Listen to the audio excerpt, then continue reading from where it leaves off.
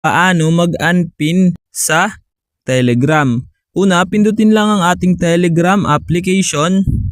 Then ayan, kapag nandito na kayo, kung mapapansin nyo na may nakapin dito sa akin na message, itong dalawa, si Mix tsaka Rainsel. Ayan, kung mapapansin nyo sa dulo, may nakapin, ito. Ayan, ang gagawin nyo lang is ilolong press nyo lang yan. Then may makikita kayo sa taas na parang may X na pin, ito. Pindutin lang natin yon. Then ayan, kung mapapansin nyo, di na siya naka-unpin. Ayan, gagawin uli natin siya.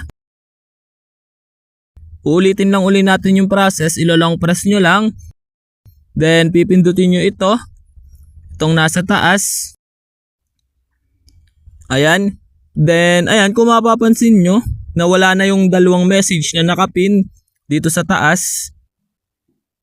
Ayun, ganun lang kadali mag-unpin